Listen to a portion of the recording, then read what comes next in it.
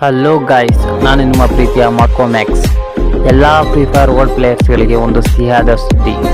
ಇದೇ 14ನೇ ತಾರೀಕು ಜನವರಿ OB52 ಹೊಸ ಅಪ್ಡೇಟ್ಗಳನ್ನು ನಾನು ನಿಮಗೆ ಕೊಡುತ್ತೇನೆ. ಪ್ಲೇನ್ ಬರುವಾಗ ಒಂದು ಸ್ಪಿನ್ ಇವೆಂಟ್ ಸ್ಟಾರ್ಟ್ ಆಗುತ್ತೆ. ಅದರಿಂದ ಗೇಮ್ ಯಾವ ಥರ ಇರುತ್ತೆ ಅಂತ ಡಿಸೈಡ್ ಆಗುತ್ತೆ. ಅದರಲ್ಲಿ ವರ್ಲ್ಡ್ ಈಸ್ ಗೋಲ್ಡ್ ಅಂತ ಬಂದರೆ ಯಾವುದೇ ತರಹ ರಿವ್ಯೂ ಪಾಯಿಂಟ್ ಇರೋದಿಲ್ಲ ಮತ್ತು ಯಾವುದೇ ತರಹ ಕಾರ್ಡ್ಗಳು ಇರೋದಿಲ್ಲ ರಿವ್ಯೂ ಮಾಡಲು. ಎರಡನೇದು ಪ್ಲೇನ್ ಮಾರ್ಫ್ಲೆಕ್ಷನ್. ನ್ಯೂ ಮ್ಯಾಪಲ್ಲಿ ಈ ತರಹ ಪ್ಲೇನ್ ಹೋಗುತ್ತದೆ. Keep moving. ಓಲ್ಡ್ ಮ್ಯಾಪಲ್ಲಿ ಯಾವ ತರಹ ರೆಡ್ ಝೋನ್ ಇತ್ತು ಅದೇ ತರಹ ಈ ಮ್ಯಾಪಲ್ಲಿ ರೆಡ್ ಝೋನ್ ಬರ್ತದೆ. ಇದು ಯಾವುದು ಸಹ ತಾತ್ಕಾಲಿಕವಾಗಿ ಇರುವುದಿಲ್ಲ.